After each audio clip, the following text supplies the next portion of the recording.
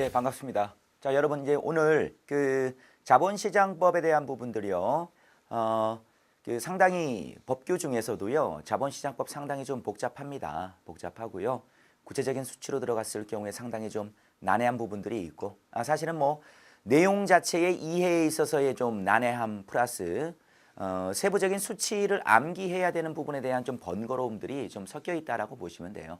가뜩이나 자본시장법에는요. 상법의 규정과 연동되는 부분들이 좀 많이 있어요. 그래서 그런 것들 조금 특히나 신경 쓰시되 어떻게 해요? 합격을 위한 전략이라고 하기 때문에 모든 것을 다 알아야지라는 생각보다는 아주 좀 중요한 덩어리들이 나왔으면 반드시 맞추겠다. 합격선에 맞추겠다 정도로 놓고 또는 뭐 놔야 될 것과 줘야 될 것을 좀 확실하게 구분하시기 바랍니다. 그리고 이제 좀 더 세부적인 내용들이 이 자본시장법을 바탕으로 이제 금융위원회 규정이라든가 아니면 뭐 협회 규정이라든가 아니면 뭐 한국거래소 규정이라든가 이런 데서 반복돼서 나오는 것들도 분명히 좀 존재합니다. 좀 더 세부적인 것들은 그 부분에 좀 맡기고요. 큰 틀거리부터 집중적으로 좀 학습할까 합니다. 자, 챕터 1의 총설 우리 교재요. 58페이지부터 시작을 좀 합니다. 자, 들어가도록 할게요.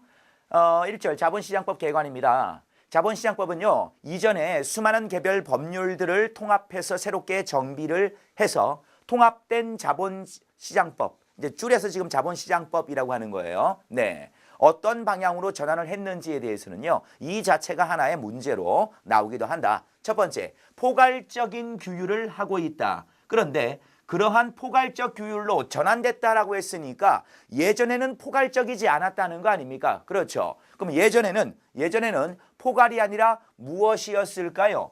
과거에는요. 어떤 것들을 규제할지에 대해서 열거주의를 선택했었어. 열거. A, B, C, D를 규제합니다라고 하면 네 가지만 규제가 되는 것이고 D까지 규제한 후 EFG라는 새로운 신종의 대상이 나오면 그것은 규제할 수가 없었다는 거죠. 필연적으로 뭐가 필요했어요? 지속적인 법령의 개정이 필요하지 않았겠습니까? 자, 그러한 문제를 해결하기 위해서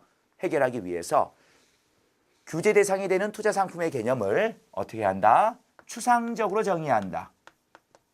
추상적으로 정의하면 명칭이 어떻든지 간에 신종 유형의 상품이 그 추상적 정의된 개념 속에 들어가기만 한다면 동일성을 인정해서 규제의 대상으로 자연스럽게 끌어들일 수 있는 거예요. 이해되십니까? 그래서 완벽하게 잡기 위한 우리 뭐 어선으로 따지면 저인망 어선처럼 빠지는 게 없게 다 긁어 모을 수 있는 그런 체제가 되었다. 그죠? 자, 두 번째.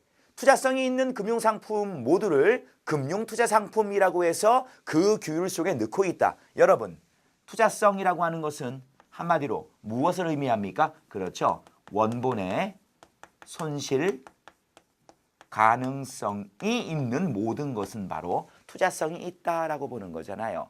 예금이나 보험을 제외한. 예금이나 보험 같은 경우에는요.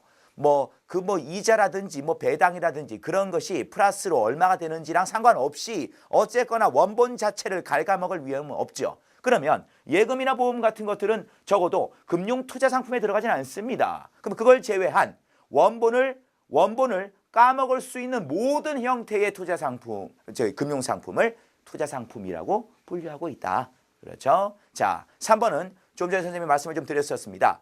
향후 출연이 가능한 모든 투자상품들을 자연스럽게 규제의 대상으로 포섭함으로써 그러한 변화되는 사회 속에서 투자자를 좀 더 강하게 보호하기 위한 그런 맥락이겠다. 되셨습니까? 예, 내려갈게요. 두 번째, 기능별 규율 체제라고 되어 있습니다. 자, 과거에는요. 기관별 규율 체제였다. 어떤 기관이 어떤 것들을 규율하는가가 관건이었는데 이제는 어떤 기능을 가지고 있기 때문에 어떻게 규율할까가 정해지는 겁니다. 그러면 동일한 기능에는 동일한 규제가 원칙이더라. 당연하잖아요. 그렇지. 같은 것은 같게, 다른 것은 다르게 취급하는 것은 바로 같은 기능에 있어서의 같은 규제 체제가 도입되면서부터. 그렇죠. 특히나 어떠한 기준으로 금융 상품들을 분류하고 있느냐? 어떠한 사람들이 영위하는 것을 분류해야 하느냐? 투자의 영업의 형태를 분류하고 상품의 형태를 분류하고 투자하는 사람을 분류하는 것. 이것이 가장 중요한 3요소입니다. 첫 번째, 투자업 형태. 두 번째, 투자 상품의 형태. 세 번째, 투자자의 분류. 그렇죠? 자, 그래서 경제적인 실질이 이 세 가지 요소에 의해서 나누어지게 된다. 그 기준에 입각해서 같다라고 판단되면 같은 규율을 하게 된다. 이해되십니까? 네, 뭐 뻔한 거지만 천천히 좀 설명드렸습니다. 자, 페이지 넘어가도록 하죠. 네, 괄호 3번에 업무 범위의 확대. 우리 59쪽이요. 자, 금융투자업자의 업무 범위를 확대했다라고 했는데, 자, 과거에는요, 어떠한 유형의 금융투자업자는 다른 투자업을 영위할 수 없었어. 겸용을 허용하지 않았었지만 이제는 겸용을 허용한다. 그러니 겸용이 허용되니까 어때요? 업무의 범위가 늘어나는 것은 당연하잖아요. 그렇지? 한 가지 더.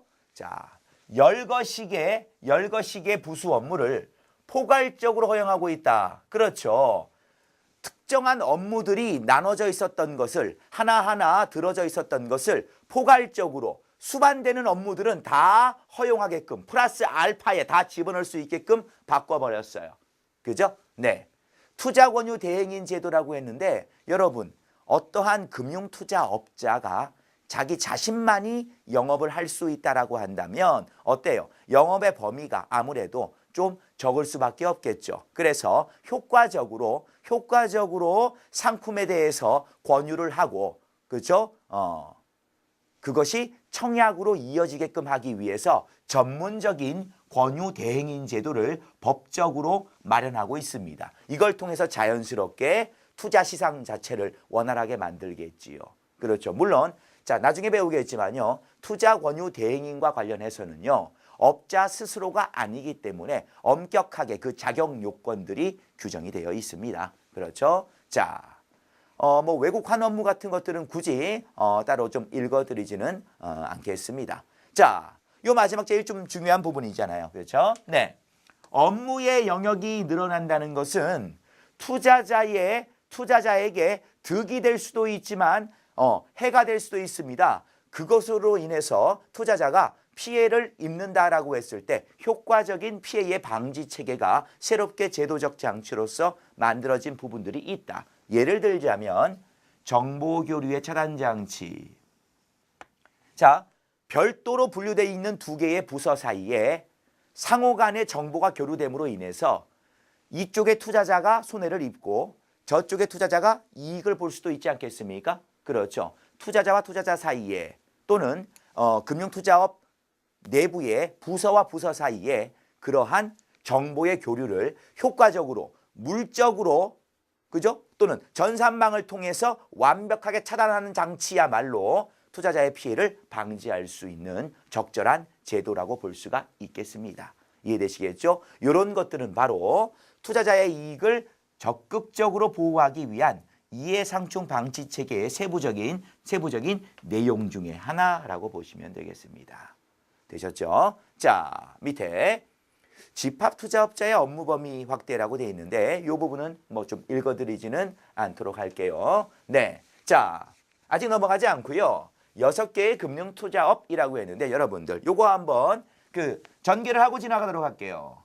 6개의 금융투자업이라고 하면 자, 어떤 게 있을까요?